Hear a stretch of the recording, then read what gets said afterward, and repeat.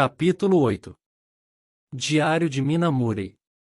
11 de agosto, 3 horas da madrugada, não consigo dormir, de modo que resolvi escrever. Tivemos tal aventura, uma experiência tão angustiosa. Estava dormindo, quando fui despertada de súbito e sentei-me na cama, com uma sensação horrível de medo e de vácuo em torno de mim. O quarto estava inteiramente escuro. Levantei-me e apalpei o leito de Lucy. E estava vazio. Acendi um fósforo e verifiquei que ela não estava no quarto. A porta estava fechada, mas não a chave. Para não acordar a mãe de Lucy, vesti-me sem fazer barulho. Verifiquei que tanto os vestidos como o penhoar estavam em seus lugares. Isso queria dizer que Lucy não podia estar longe, pois trajava apenas a camisola. Desci a escada e procurei em todo o andar térreo. Nada encontrei. A porta da rua estava aberta. Enrolei-me num xale e saí. O relógio da igreja estava batendo 1 hora. Tudo estava deserto, enquanto eu seguia pela orla do cais. Ao luar, avistei as ruínas da abadia e o cemitério. Lá, no banco onde gostamos de nos sentar, havia um vulto branco e um vulto negro. Não pude distinguir se era um homem ou um animal, pois, nesse momento, a luz da lua foi toldada por uma nuvem escura. Subi a escada, que me pareceu interminável. Senti as pernas trêmulas e a respiração ofegante. Devo ter caminhado depressa, embora tivesse a impressão de que meus pés tinham se tornado de chumbo e que as juntas de meu corpo estavam enferrujadas. Quando cheguei à entrada do cemitério, pude ver que havia uma forma comprida e negra inclinada sobre o vulto branco de Lucy. Lucy! Lucy! Gritei, horrorizada. Ela não se mexeu, mas, por trás dela, 2 olhos ardentes e vermelhos me olharam. Corri, mas, durante algum tempo, perdi Lucy de vista, oculta pela igreja. Quando cheguei junto dela, achei-a sozinha.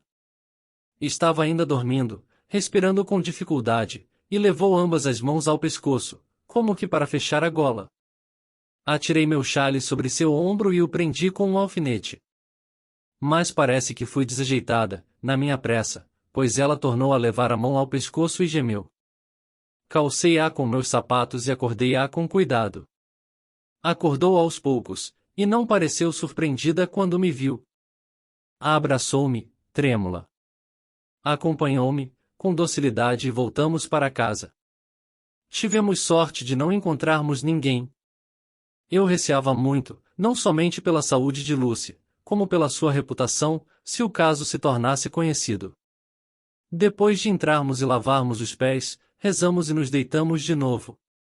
Antes de dormir, ela pediu para não contar a ninguém, nem mesmo a sua mãe, a aventura.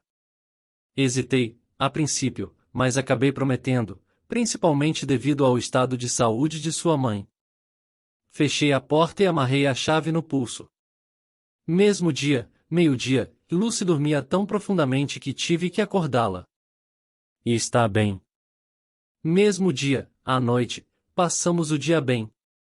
Almoçamos no bosque de Mulgrave e a senhora Westenra nos acompanhou, de carro. Meu prazer teria sido completo, se Jonathan estivesse comigo. Mas tenho que ter paciência.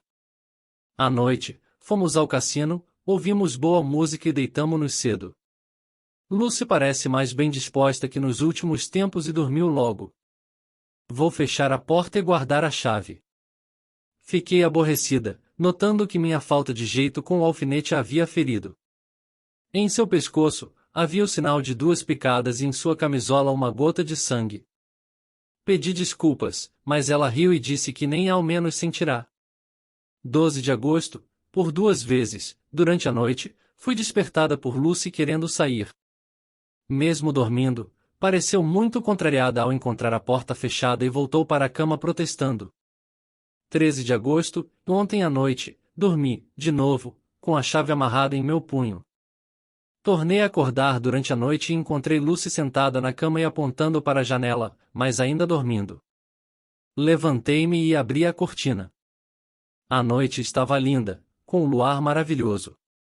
Um grande morcego voava fazendo círculos e 1 ou 2 vezes aproximou-se, mas acho que teve medo de mim e fugiu, em direção à abadia. Lucy tornou a deitar-se e dormiu tranquilo o resto da noite. 14 de agosto, passei todo o dia no Rochedo Oriental, lendo e escrevendo. Lucy gosta muito do lugar e não é fácil trazê-la para casa, às horas das refeições. Antes de entrarmos, apreciamos o maravilhoso crepúsculo. Nuvens purpúreas incendiavam o céu, lançando um clarão rosado sobre a paisagem. Ela parecia estar olhando para um vulto que estava sentado sozinho a alguma distância. Eu mesma fiquei um tanto espantada e notei que, à luz do crepúsculo, os olhos do homem pareciam brasas. Mas a ilusão se dissipou quando se extinguiu um raio de sol que batia nos vitrais da igreja. Chamei a atenção de Lucy para aquele efeito peculiar, mas ela continuou triste. Talvez estivesse pensando naquela terrível noite. Jamais nos referimos a ela assim. Eu nada disse e voltamos para casa, para jantar. Lucy estava com dor de cabeça logo que se levantou da mesa. Assim que ele dormiu, saí para fazer um passeio até os rochedos, triste, com saudade de Jonathan. Quando voltei para casa, com um luar muito bonito, olhei através da janela e vi Lucy com a cabeça inclinada. Pensei que estivesse olhando para mim, do lado de fora e, assim, abri meu lenço e agitei-o, mas ela não pareceu notar. Nesse momento, a lua iluminou a janela em cheio e distingui perfeitamente Lucy, com a cabeça encostada no peitoril e os olhos fechados. Estava dormindo e junto dela, no peitoril da janela, havia alguma coisa que se parecia com uma ave de bom tamanho.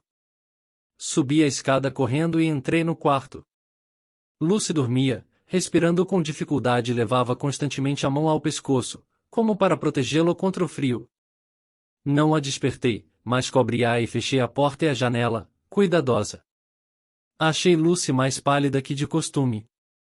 Acho que está se preocupando com alguma coisa, que eu desejaria saber o que é. 15 de agosto, levantamos mais tarde que de costume. Lucy estava cansada, mas, durante o almoço, houve uma boa surpresa.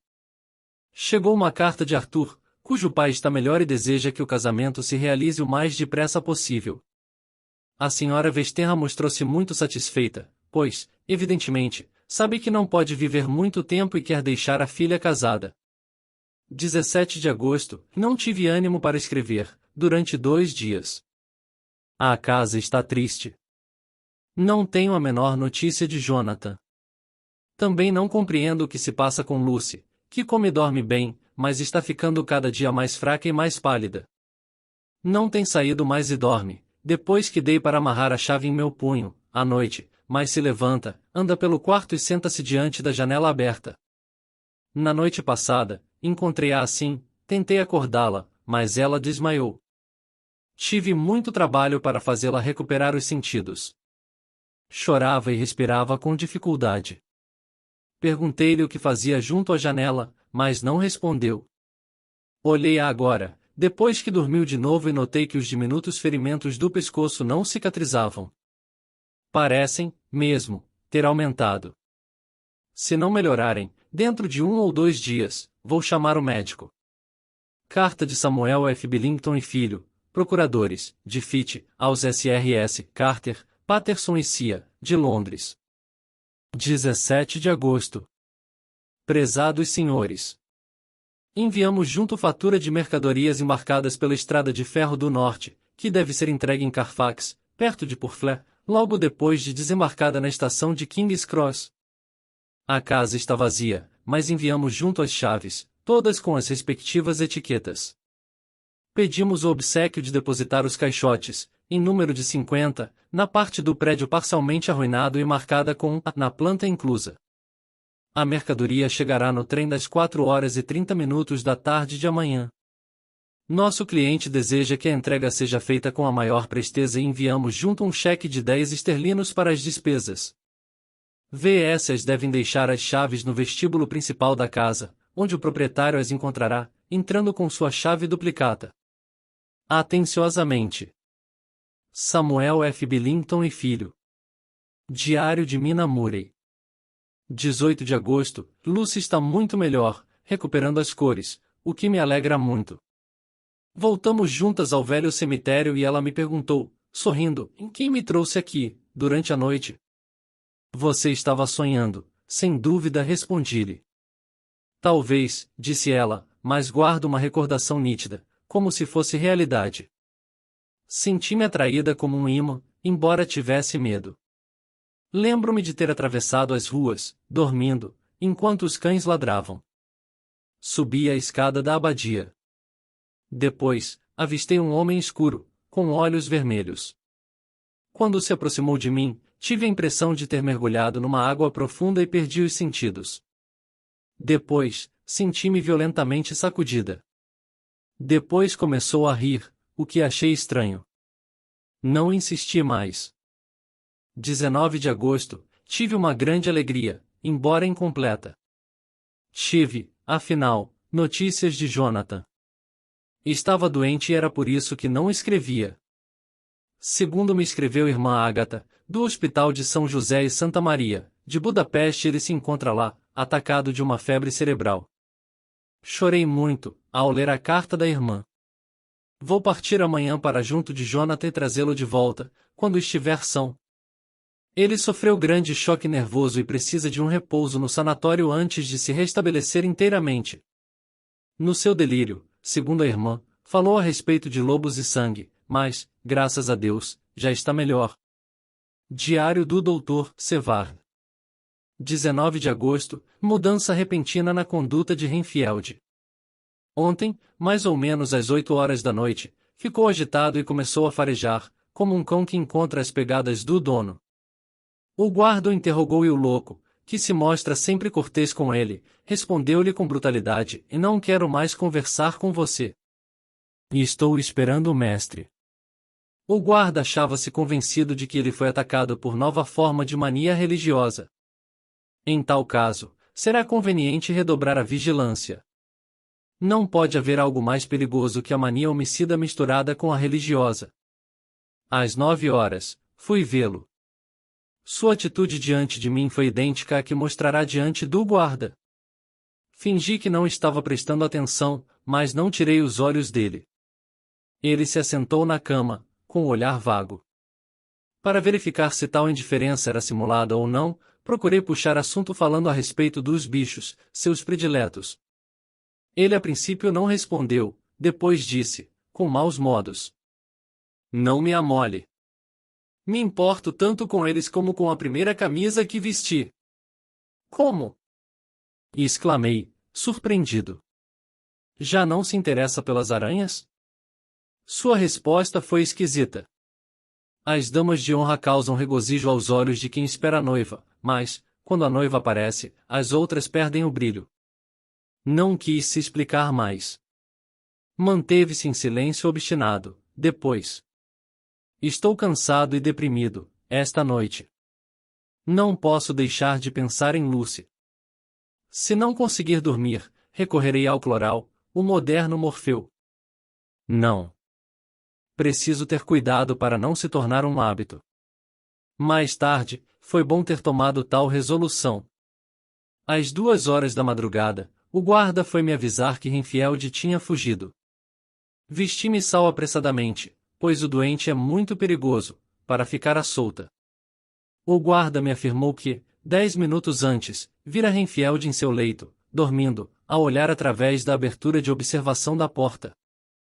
O ruído de uma jaula que se abria alertou, correu justamente a ver o louco desaparecer pela janela, vestido de camisa de dormir.